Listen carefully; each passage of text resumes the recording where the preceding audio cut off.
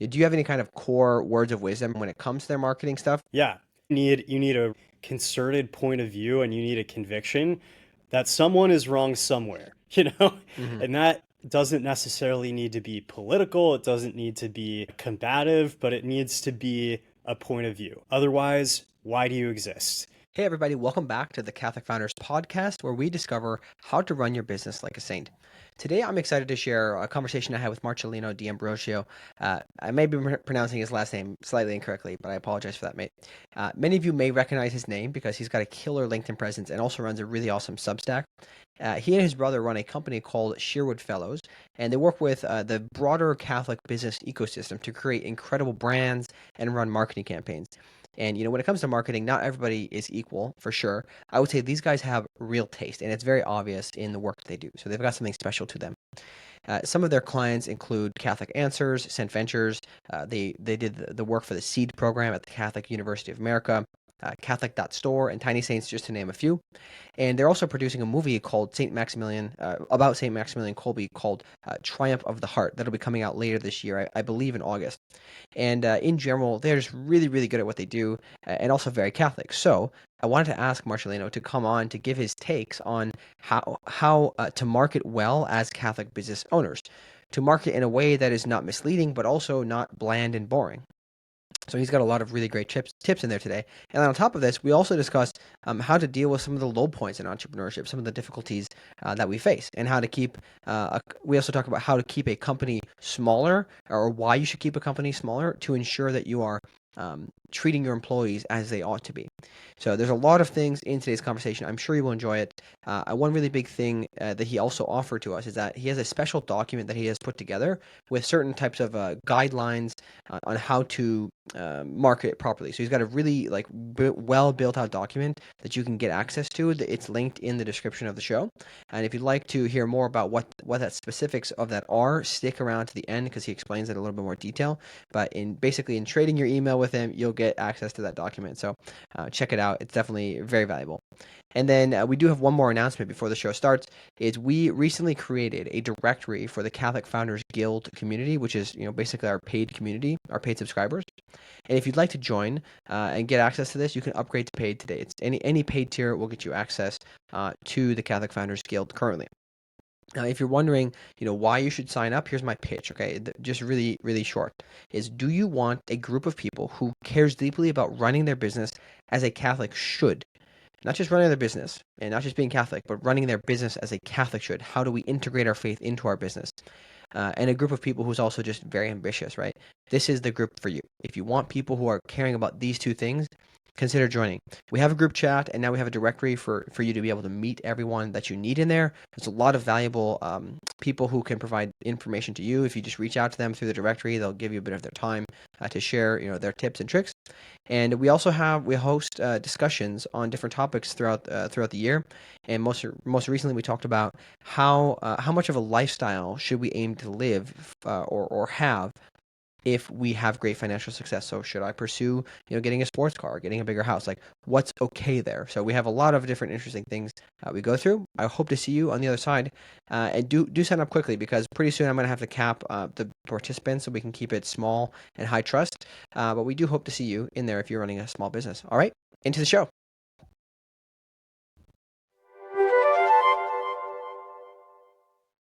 All right, welcome to the show, Marcellina. How you doing today?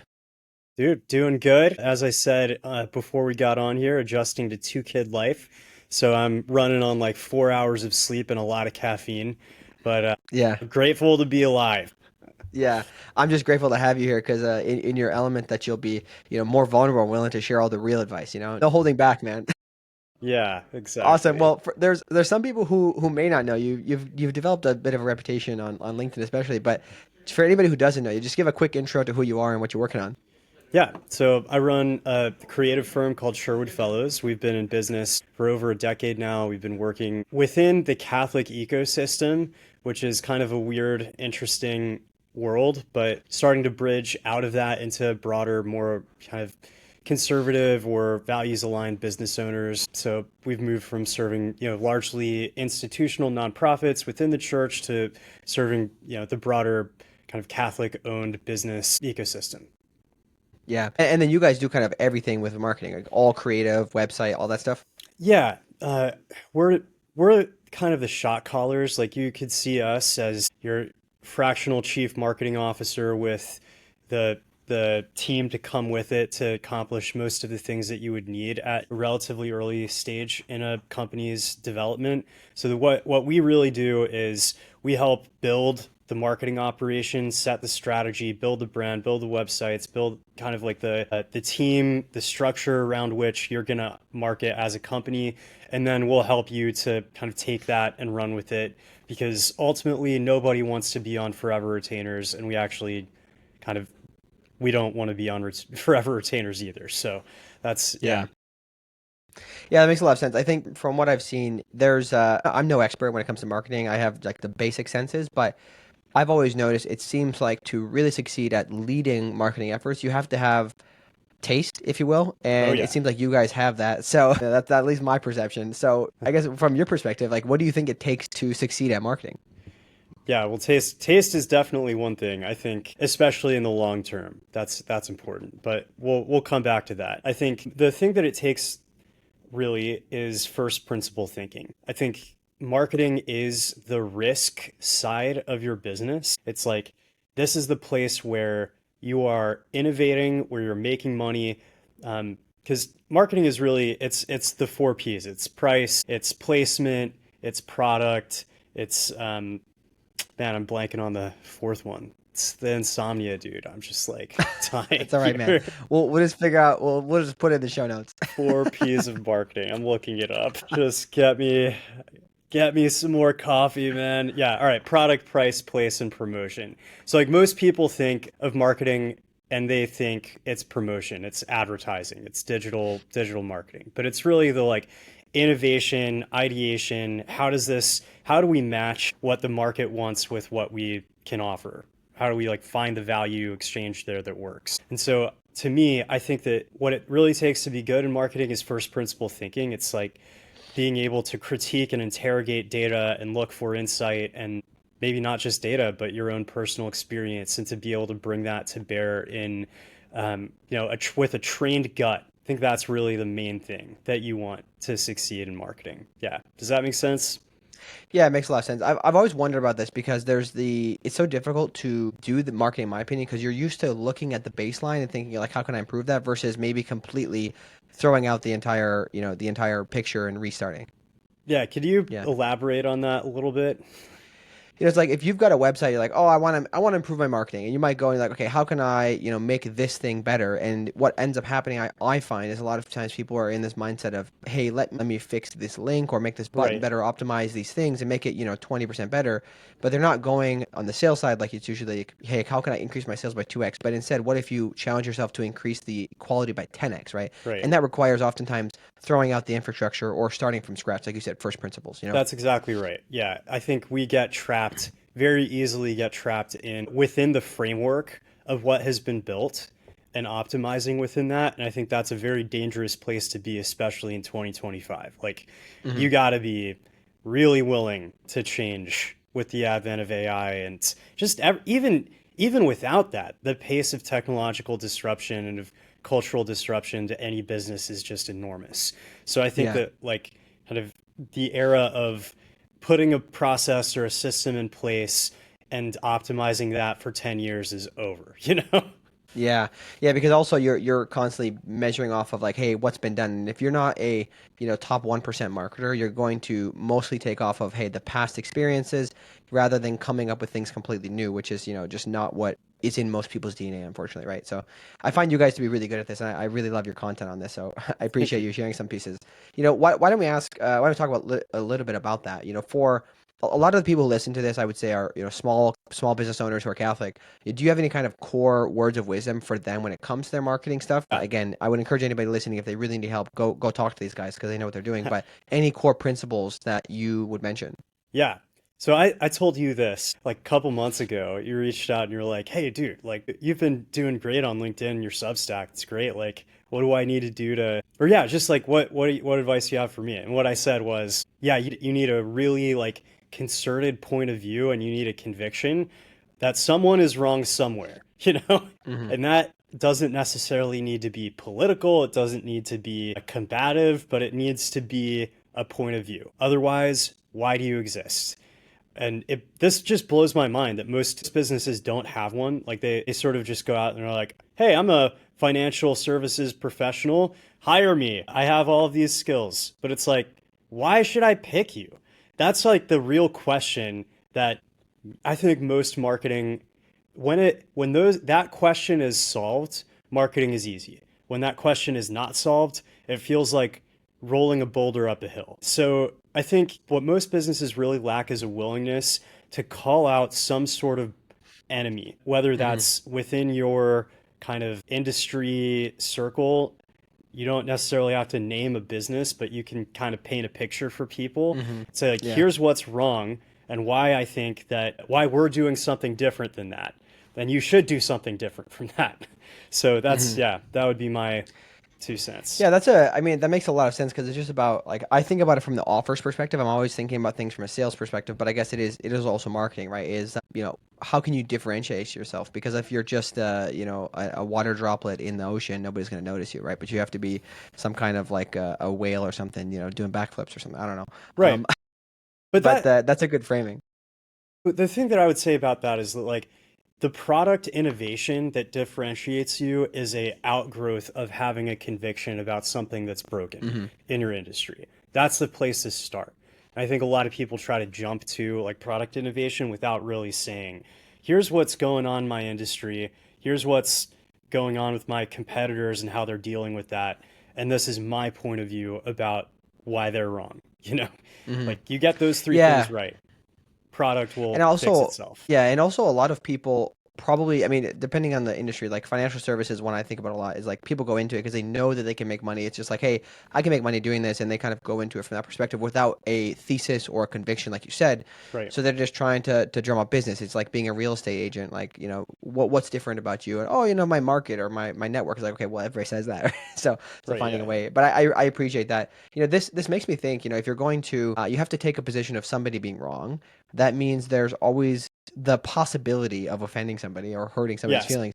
So as a Catholic, I think as Catholics, oftentimes that's something we try to avoid. We're trying not to, step on toes. So how do you view, like, I guess, marketing from a Catholic perspective when you're trying to be charitable, but also you need to sell your product? So how do you view that? Yeah. I'm probably like going to lean on the side of offending people is okay, much more so. And I don't think that there's really um, well, yeah, I mean, I think that the church encourages you to pursue truth, to be Hmm. charitable about that, but like the pursuit of truth should be primary. So one thing that I'd say about that too is that like Steve Jobs and Apple, he's like, I think that people actually don't want to have to deal with technology. Like that's what we're going to do with Apple is we're going to make it so that people just like don't have to deal with it. And that's not necessarily like a Dell is a big bad evil brand, right? But it's like Hmm. I think that they're wrong about wanting to make everyone into a tech genius. And because of that, they were able to create an incredible amount of value for your average person who uses Mac now. So Hmm. like that's the kind of thing that I'm talking about. It's not like yeah, maybe somebody at Dell got offended by that at some point, I'm sure, but like the point is to use that to like push business and offer value in a different way, not to like Hmm. piss people off for the sake of pissing people off, right? Yeah, it's a really good framing actually, because if you think about it, part of the premise of this entire show was, and this project is all about like pursuing the truth inside of business to get to a better future, right? So it's Yeah. like if there's a company that is like taking massive profits and kind of skimming off of a certain industry, like you can come in as a lower cost and say, listen, the truth is these guys are just taking all your money and they're not here to support you. They're not really, missionaries. They're just here to take the money.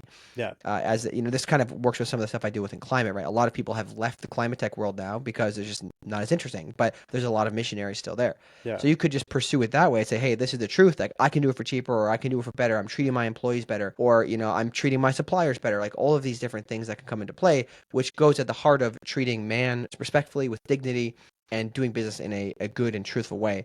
If you can find that angle, then you can market it that way. Because as Catholic business owners, we should be, operating in that way, right? So make sure Yeah. you spin it properly. Yeah, and I would say better is a bad word. Like I would Hmm. never encourage anyone to use better as a way to differentiate yourselves. It has to be like more like we are the only blank that does blank for blank. And I mean, this is slightly different from what you're saying.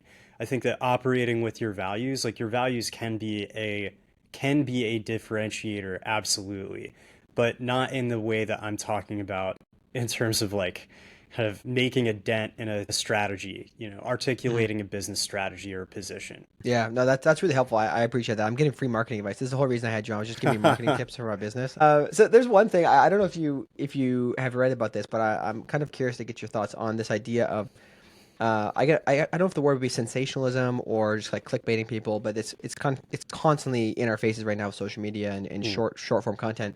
But there was an encyclical called by in 1963 by Pope Paul VI wrote called Mirifica, I believe is how you Hmm. pronounce it, and it was a decree on the media of Yes. social communications. And there was something he states in there for people unfamiliar that the proper exercise of this right to information demands that the content of the communication always be true and within the limits set by justice and charity complete. Yes. So, usually interpreted to mean basically be truthful and not manipulative with your marketing and avoid exaggeration or deception. So, do you have any perspective on how you kind of use that as a guideline as a marketer?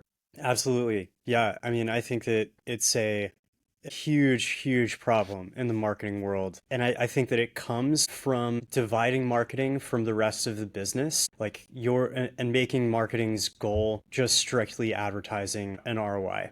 I think that's where the manipulation vibes come from. Because if the marketing is like, uh, your main metric is just clicks and it's clicks in a funnel and you're not overseeing sales, you're not talking with product, this is your one thing. Everything that you do is about driving clicks, and that is going to reduce marketing to the like least common denominator. So like your marketing people are just going to have to do whatever it takes to get Mm, the clicks that they need to get to keep their jobs. yeah. Whether that actually drives the success of the business or hurts it in the long term doesn't matter. So I think that that's a big issue with like a lot of CEOs, CMOs, and CFOs, like the C suite. They see marketing as spreadsheets. And you just like kind of put the marketing in this one tiny little box of, yeah, just driving clicks and our, return. So ROAS is a term that gets thrown around a lot, like return on advertising spend. If that's what marketing is, you are going to end up being disingenuous about your product. I think when you think about marketing in an integrated way with the business, when you're looking at it as driving price, driving products, like those four P's that I articulated earlier, you're looking at placement, you're thinking much more strategically, and marketing therefore becomes an outflow of your honest point of view as we've been discussing. So an example of this would be like, I think IKEA is a great example of this. It's like very clear what it is that they do and what they're providing for people. It's a unique strategy, it's a unique position, and therefore the marketing is just telling you what that is. And it might be clever sometimes, but a lot of times it's just like advertising the product, and the product it kind of sells itself. But Hmm. when you don't have that, and you're just selling some generic piece of crap, and the only thing that you can do as a marketer is just like, use your words and pictures to like get people to buy it, then that's going to be a problem. Like you are going to end up being disingenuous in some way because you have to overpromise and you have to like pull on people's emotions to get it done. Hmm. And I would say this too, like everybody makes decisions based on emotion. That's like very clearly shown in the data. So I'm not saying is like marketing should just be, hey, here's my product and you should buy it because it's a good product. That's not what I'm saying. What I am saying is that authenticity in a strategy that's actually really good as a business strategy will lead to authentic marketing naturally because you're not having to force it. You know what I mean? Hmm. Like, So in essence, you could say like the marketing team needs to be integrated to the entire company because yes, if you're just like if you're a marketing team that's separated, you've got this big corporation that they're trying to hit their metrics so they don't get fired. yes, They may not have the incentive, like maybe they do, but most times they don't, to go and work with the rest of the company to actually improve the product and make it so much different and differentiated that they can tell the truth, and they're yes, forced to move on to these kind of um, you know ne nefarious ways of presenting it. So yes, maybe the lesson you could pull out of that is if you're running a company, if you're a CEO, you should keep this in mind because you don't want to be giving incentives to one team that are not aligned with the others. And as a whole holistic company, you should run it in a way that genuinely makes a better product. And I don't want to get this would be a really obscure discussion, but this idea possibly that the market forces are an indicator of truth or goodness of what you're creating is an interesting thing that we could think about some other time on the pod. yeah, Because if it is a good product and you're being truthful, it will be sold. It has value to people versus, just convincing all the crunchy moms that this is gonna, solve their kids' autism or something, right? yeah, yeah, You don't want to do things that are a little crazy, right? yeah. So, anyways, I think we'll move on from this. I really appreciate your thoughts there. That's really holistic. I like the way you Can I think say about one that. more thing about that before we? Yeah, yeah, of course. Yeah, so I think that the other aspect of that is like short-term thinking is always going to be, um, a driver of that kind of behavior. So like if you really care about your brand's long-term brand equity, which means like your reputation with your customers, and you care about like having any sense of loyalty, which still matters a lot, I think, then um, you should not sell things that are not honest. But I think a lot of businesses these days, because they're sort of just these massive bureaucracies that just massive sprawls, and all they care about is the like nobody actually has ownership, nobody's actually accountable to anything. That's where this gets really problematic. So Yeah, I anyway, mean, if the product itself is like a pile of dung and you just put paint over it, it's still the substance of the product hasn't changed, right? And this, if you think that brand identity or brand, which is the brand loyalty and brand equity, brand equity, that cannot just be created solely by a marketing team. It has no, to be a good right, product, right? The reason why people like Apple and all these other companies is because the product itself, like they love the product, right? It's yeah, not just that it looks cool on paper and then they get it and they're disappointed. right, They're satisfied throughout the entire process. So keep that yeah. in mind as you build your companies. Hey everybody, quick interruption. If you're listening to this, you are probably either an entrepreneur now or you will be in the very near future. And if you'd like a peer group of others who are just as ambitious about their faith as they are about their business endeavors, consider becoming a paid supporter of our work. The benefits are that you get access to our community group chat with a lot of valuable entrepreneurs in it, which includes also a directory to all of the members so that you can search for somebody who, has particular advice for what you're doing or what you're working through. And on top of this, we host discussions on different topics. Most recently, as I mentioned at the start of the show, we talked about how to balance the pursuit of financial success and to what extent we should pursue earthly things like, a sports car or a bigger house. If we have achieved great financial success, we discussed that for about an hour and a half, not too long ago. If you want to be part of that group of people like this, upgrade to a founding plan today. We call it the Magis Club. It's currently $360 a year as we are just getting started, and we have to cap the group at some point, so be sure to sign up soon. If you run a business or are about to start one, this is for you. All right, back to the show. This I didn't plan to ask about this, but you brought it up a little bit, so I wouldn't mind hearing your thoughts. You say that big companies they lead to this like huge companies lead to this sort of detachment from the outcomes, if you will, and Yes. detachment from the ownership, and in some ways probably detachment from fulfillment in the job. Do you have any thoughts on like what's the ideal size of company like for you guys? Like you say, oh, we're never going to try to grow beyond this much. We want to provide for our families and just get it to this point where we're going to have like 100 people max. Like, do you have any thoughts on that? Yeah, that's a really good question. I do think that scale, like the entire point of scale is removing the human element. Like Hmm. that's the entire thing. Scale is all about removing human beings from, like the, yeah, just making them unimportant. So I think that there's a reality that you need scale in order to make a business work, especially in this day and age. The day of like kind of serving the main street local area of your neighborhood is kind of gone, unfortunately. So you have to have some level of really solid operation and process and procedure and all of that. But I do think that it's a that this kind of like mammoth multinational company that again, like there's no sense of ownership. All of the ownership is dispersed over thousands and thousands of people with minute shares, and they're assigning those shares to like BlackRock to vote for them. It's just like I hate it personally. I Mm. think that it's destroying our world. It's like the lack of accountability, the lack of ownership and responsibility that our world is sort of I think is endemic of our current civilization. So to answer your question, we serve businesses under 30 million in revenue. That's what we do because we want to be able to be there and help people who are getting new things off the ground so that they can replace these like BS, mammoth, bureaucratic monoliths that just seem to be doing everything in their power to make life worse for everyone else. I don't know. Yeah. Well, it's an interesting point because I never heard anybody articulate that way. Obviously, I would expect you to articulate things well.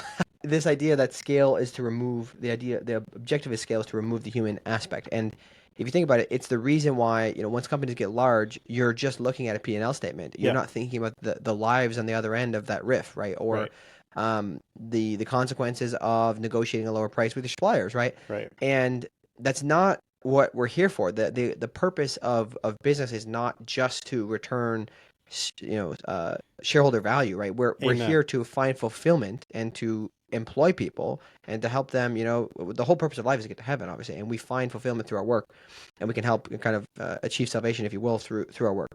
It's a really interesting point. I have to think about this more, and maybe I'll find some more readings to write about this again. But that's really really insightful, man. I appreciate that. There's a For me personally, there's a really great podcast by a guy named Kryptos. It's a like reformed philosopher who goes over this idea and concept of technique uh, that another philosopher named Jack Ellul um, articulated. So, like what I just said comes from, that philosopher and Kryptos's sort of overview of it. So, if you want to dig more into that, I'll get you the link and you can put that in the show notes. yeah, I would definitely love that. Send it over when we're done here. That'd be great. Yeah, I think for me personally, again, I don't want to. I don't like this idea of limiting the possibility of the scale that we can achieve as entrepreneurs, because I believe that's oftentimes putting boundaries on what God can do through us, Yeah, and that's also something we don't want to fall into. But I personally don't like the idea of building my business ever into a something that's that big that just that I can't know personally all of the employees and remember them and remember their situations.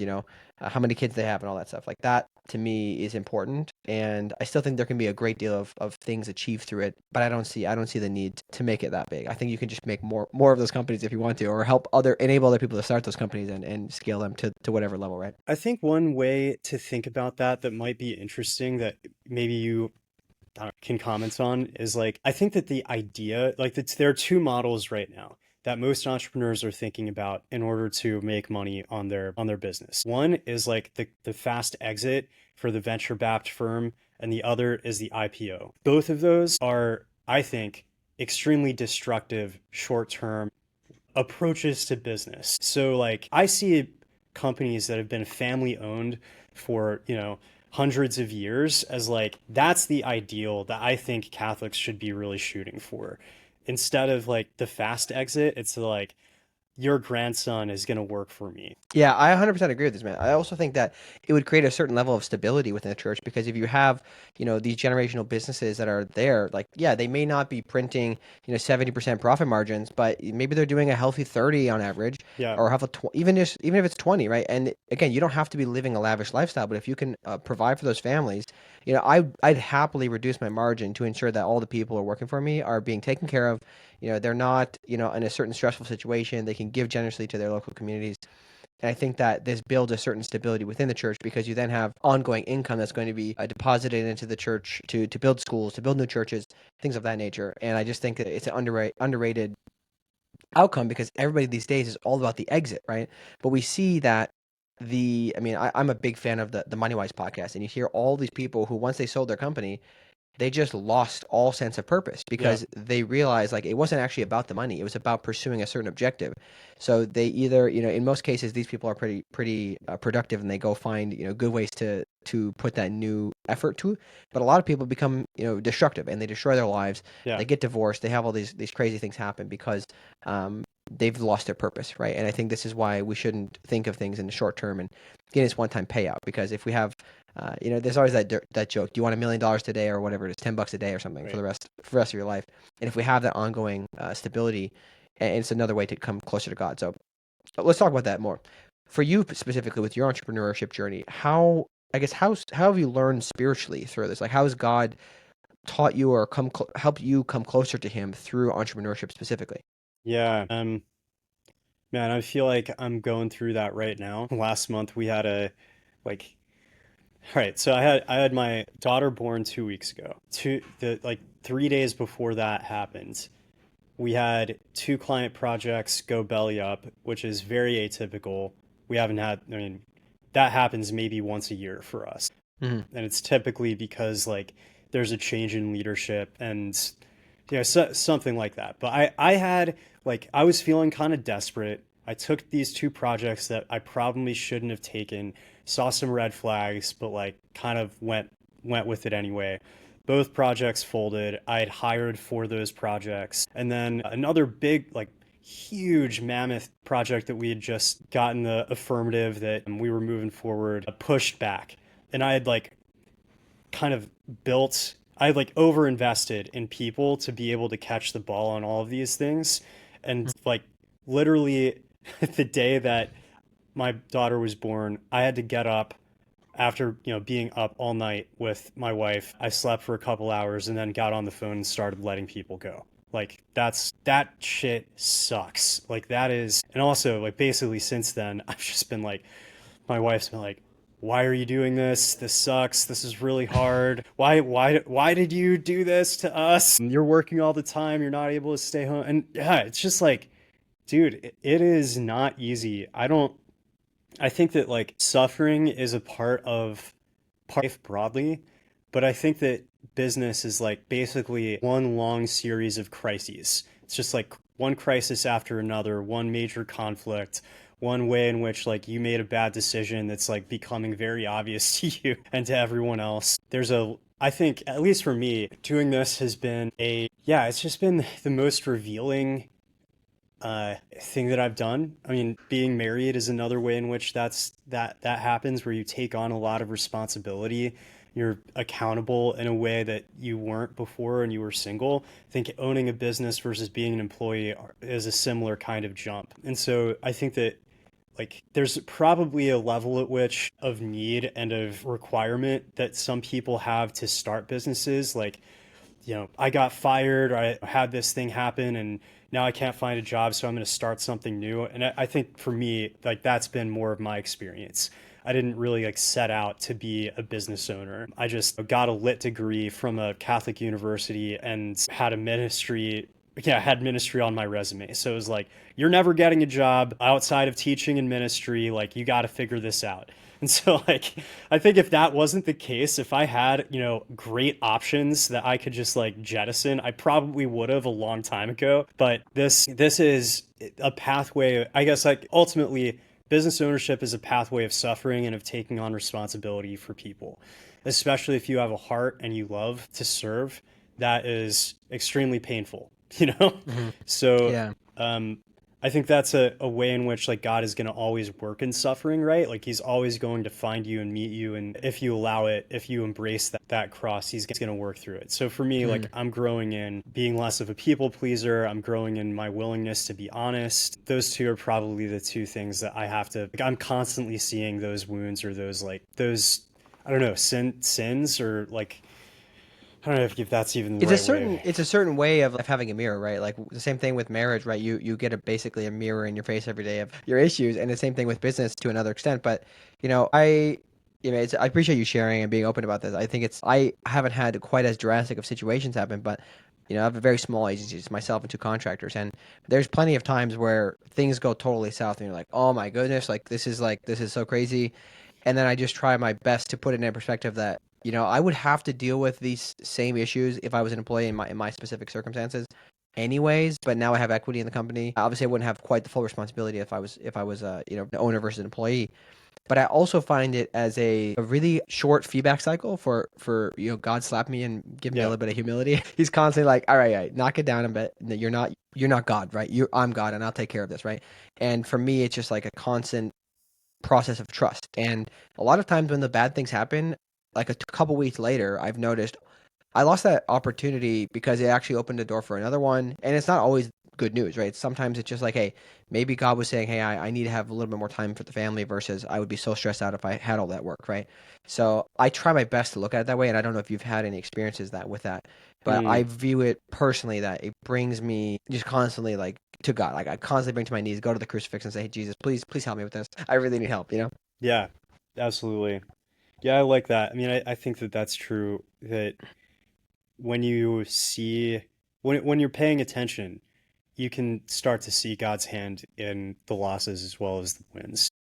Mhm. Um, Yeah. Because in a way, like this point about suffering that you brought, right? Like we can come, if we accept it, we can come closer to Jesus in his passion through suffering because we're having a shared experience. It's a different experience, but it's a shared kind of principle right behind it. And we just have to accept that. I also like the point you brought up about people not always planning to be entrepreneurs. I think I found honestly a lot of people that have come on the pod have not planned to be yeah, entrepreneurs. It was an accident or they got fired or they had something. In some cases, they just felt like this push. I wanted to be an entrepreneur forever, yeah, but it took me having the really like rough situation with work to realize, okay, like I this is a sign I need to go. yeah, God literally slapped me in the face, said just trust me, right, and go yeah. for it, right? Many such And cases. I think yeah, that's like, exactly. yeah, Yeah, 100%, man. One thing I'm curious is working with you guys. You work mostly in the Catholic sphere broadly. So, are there any particular struggles that you have encountered working with Catholic businesses? And if there was one thing you could do to snap your fingers and help solve some of those things, what would that actually look like? yeah. Well, I'd say that the businesses that are run by Catholics that are not serving the Catholic space generally have pretty normal problems. Hmm. But they, like what I see that they struggle with, yeah, it's just not like they're just normal business problems, operations, product, they're figuring it out. And I think that that's because like the market just has a way in which it will focus you and will refine you.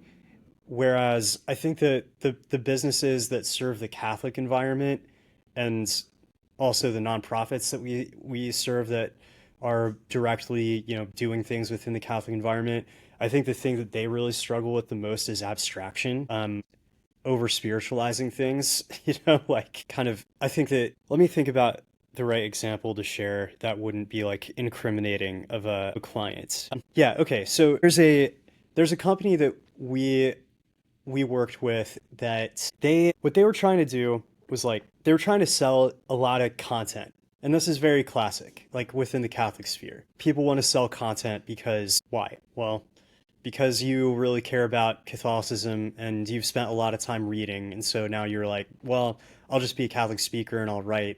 And that's not actually what anybody wants. But then you get over aggressive about it and do this thing that we were just talking about. You start getting like you start over promising about what this content is going to do for you because people aren't buying it.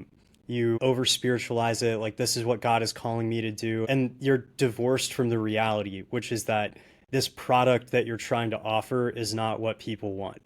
And I think, most business owners at a very early stage, especially if you're new to it, struggle with that, like kind of not being willing to accept when something is not the right product or the right idea. Um, Another one that I'd say I've seen a lot of in the Catholic environment is like Catholic social apps, like the graveyard of like new Catholic social media Hmm. companies is just, it's huge. Yeah. Well, this is an interesting perspective. I actually never thought about this. This is not something that's come up on the pod before. Is this idea that if people, because of their faith and because of sometimes like the way we experience life, we feel like, hey, God was calling me to this, right? Yeah. And we can use that because pride, there's a very fine line between pride and doing God's will, is what I always think about.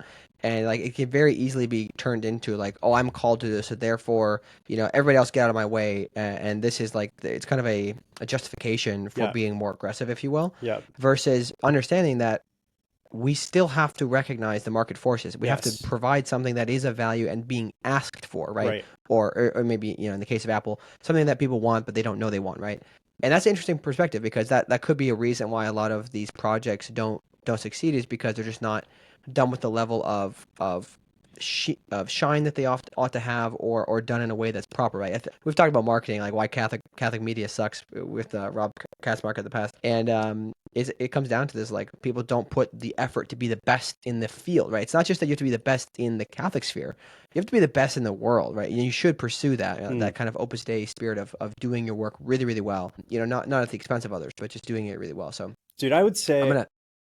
like what I see when I've seen so many extremely successful business owners come into the Catholic space and just not do any of the rigor of like competitive analysis, Mm, not even know that there are other businesses that are doing the same thing, and just like take a crack at something because they had something come to them in adoration and they're like, this is the thing, and now I'm gonna dedicate my entire, like all of the money I made in my exit to this thing, and it goes nowhere, and then they get burned out and pissed off, and like it's just, yeah, it's like you got to use the same like willingness to be rigorous, to be honest, to look at reality, to hear from your customers. Like you've got to do all of that stuff. It's not any different, even yeah, if I don't God know wants you why. to do it. Yeah, I don't know why it would be different. I think it is easy. I mean, I try to think about myself in this perspective, like with this project. This is relatively similar to a lot of projects. I felt like really called to do this because I just love it, and I don't even care if I make money doing it at the end of the day because I really do enjoy it. It's probably my favorite thing. But I was guilty of that too. I was like, I'm just gonna do this. I didn't even do a Google search of who else was doing the stuff at the time. And then as I go, people are like, hey, there's these other companies doing this. I was like, oh, okay, cool. So I get it, man. I definitely have fallen into that myself, but it's an interesting thing to reflect on for us because there is a difference between being called to do something and just assuming that because you're called is going to work out without your effort. You have Yeah. to still put in the effort and use your brain, use your skills that God gave you. So we're running out of time here. I want to ask probably the most important thing I'd like to ask is, I guess, on family side of things. How do you try to approach maintaining family with your faith life and still doing work? Just for maybe some context for myself, the way I try to structure it is like I put the blocks in the calendar of like the religious stuff or the faith stuff, the prayer, mass, etc., and the family things, and then the rest of the time I pretty much just work. And there's occasionally times where I'm just burnt out. I'm like, I need to go play some pickleball or something. But for the most part, I just like work the rest of the time. I don't know how you structure this. I'm trying to help other people understand maybe some frameworks to work on. This is probably one that I'm not gonna answer very well. I'm not. Yeah, my wife would be like pissed off if I, got on the podcast and like started talking about how good I am at this. But like just a rough overview is like I always I well, like for me, I'm ADHD and working out is like absolutely a necessity. If I don't do that, I'm not going to be able to function effectively and I'm going to drop major balls. I also need to sleep enough. And so like those things I have I'm at least like above average in discipline on those because it just hurts too bad when I don't. And then the rest of it is just like kind of by the need of the family. Like Mhm. I have to drop my son off at school. I have to be ready to help like cook and do dishes. So it's like my time to work is basically 10 a.m. to like 5:30 max. I just can't work outside of that. Maybe one night out of the week I can stay up and like pull a late night and go after it, but like that's just the demand of the family. So it's not like I've got much of a kind of, I don't know. So I Do do you go do ahead. you just feel like it's more about, just like you said, trying to notice what the situation is? Because from what I've asked other people, it doesn't seem to be that there is a silver bullet. It's just a more of like, hey, what's your situation? What do you feel like you can manage, and just kind of stepping up to the plate as needed. Would you agree with that? Yeah, I'd say partly my personality lends to a more fluid approach to Hmm. life I get that, man. I feel than that. probably most people. I'm an ENFP, Myers-Briggs, whatever. Anyway, some people say it's BS, but I found it useful for understanding myself. But yeah, Yeah. I'm just less planned and more exploratory. So what you said about like I just went and started doing it, that's very much how I would naturally go about Mm, projects. yeah. I've learned to kind of work on that as I've gotten older. So yeah, I think that like there are seasons where I'm going to be working a lot harder and seasons where I'm going to be working less. And that Yeah. just, I try to pray more when I'm working less and do more spiritual exercises and all of that. So anyway, sorry Yeah. it's not a great answer, but No, I think it's a real answer though. That's what we're looking for. I think it's very easy for me. I struggle with this so much because I've consumed so much content, from like the secular business world about how you should do these things and optimizing your tasks and your calendar and all this yada yada yada. And then I just feel like crap because I'm like, man, I can't do that. Like yeah. I put all the stuff in my calendar, and then I just blow past it on my Yeah. schedule. I just need a break. I'm gonna go for a walk, and it's like, oh shoot, like now I'm behind on stuff. And I think the best way I've stressed myself out less by just realizing, hey, with my ADHD, I have to just be a little bit more like, okay, when I feel motivated to do something, I'm just gonna really do it because I know I will get 10x more work done in that short time if I just let myself go rather than sticking to some arbitrary schedule that I came up with a year Yeah. ago, right? And that's what I try my best to do. I know not everybody's like that, but if you hold yourself to all these external measurements, you're probably gonna be stressed out, is my opinion. Yeah. Well, if you find that silver bullet, please let me know. I will. I'll text you immediately, man. And we'll be millionaires because of it. Yeah. But last couple of things here. Do you have any particular scriptural verses or like reading materials that you have found really helpful to kind of guide you as a Catholic entrepreneur? Hmm. Okay, there's a book that I read in 2020 that I think every young man who is entering into kind of agedness, and a lot of times like dealing with the reality of life. So it's called Becoming a King. It's by man, again, just my I'll look it recall up. right now I'll is throw it in. rough. I'll throw it in the show notes. But becoming a king, you said? Yeah, it's called Becoming a King, and it's not about owning a business directly, but it is about the masculine journey in as it relates to taking on responsibility and what that looks like, what you need to do in order to become someone that can be entrusted with power and responsibility. There's a lot to that whole book. I'm not going to go into it too deeply. I think that especially, well, obviously for men, that's a great book to read if you are in your kind of middle years. So I'd say that Yeah, one, I appreciate that. huge impact on me. I also yeah, I think like reading biographies of great entrepreneurs is also an awesome thing to do. Good one. There's a lot of books about Disney and his experience. There's just so much that you can learn from like seeing the story of how these not only how did their businesses turn out, but like what were their big mistakes that they kept making? How did their families turn out? Which I think is Yeah, way more important question to be asking yeah, for us. yeah. I would definitely plug at this point if people are listening to this, they might like podcasts more. I would definitely plug the Founders podcast as well because he Mm, basically reads those books for you and summarizes them. And I always put those to the top of my list when I'm listening. But that's a good one. What about any particular entrepreneurs that really inspire you? yeah. It's a great question. Yeah, I mean, I'm such a classic dude, but like, yeah, Steve Jobs, the story of Pixar is another one that really inspires me a lot. I love, I love Nike. I love the story of Nike. I have huge problems with a lot of the ways that these men went about their Hmm. approach, but all of them really like the thing that I took away from that was like deep conviction about something that they Hmm. really just became unwilling to compromise on, and that led to their success and also was a something that they had to deal with kind of being immature about at times, you know? Yeah, So, yeah.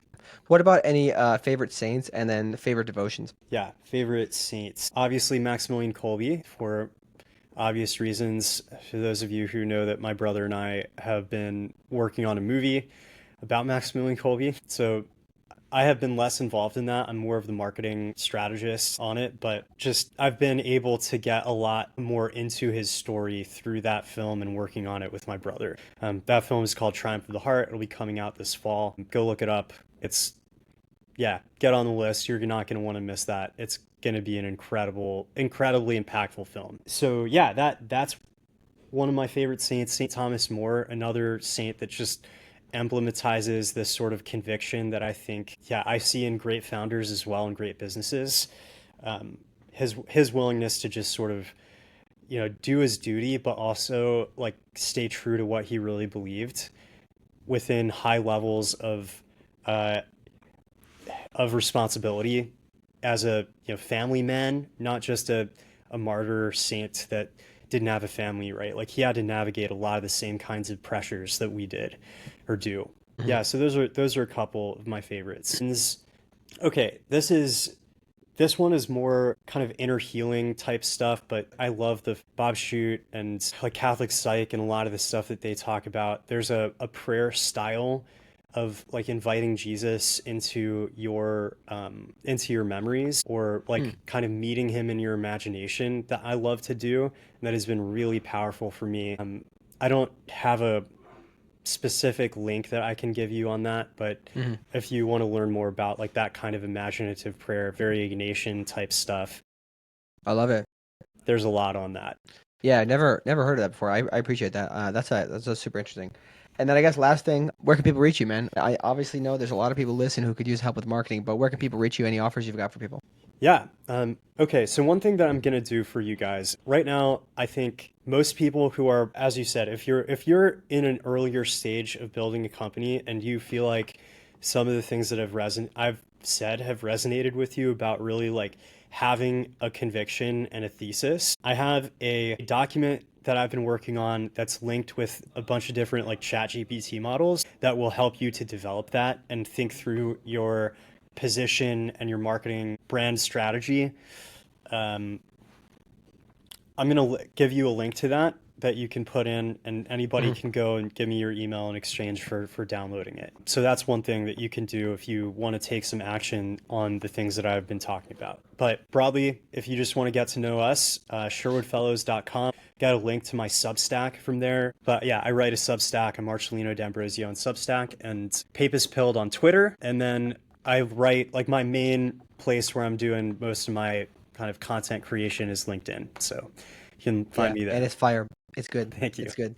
Awesome, man. Well, this has been a pleasure having you on. I definitely think we'll have to do this again, and maybe we'll get you to talk to the community at some point and give us some tips, and we'll get you some leads there too. But I really love what you're doing, man. I'm super glad to have you on the pod, and looking forward to doing it again sometime. Awesome. Have a good rest of your Take day. care, man. God bless you.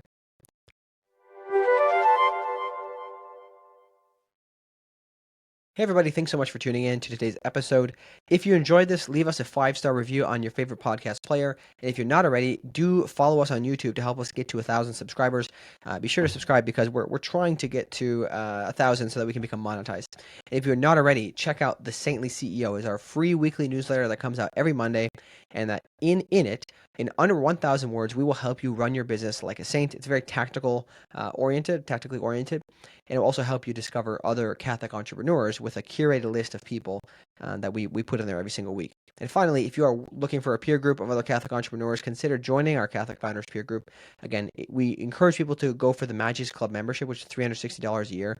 We currently are allowing other people who are just paid members at the $10 a month or $100 a year category to join this the Catholic Founders Guild or the peer group.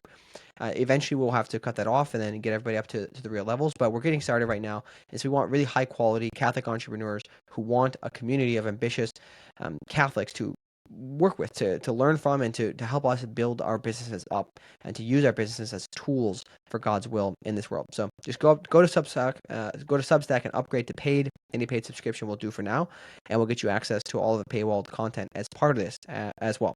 Thank you so much for tuning in. God bless you, and see you next time.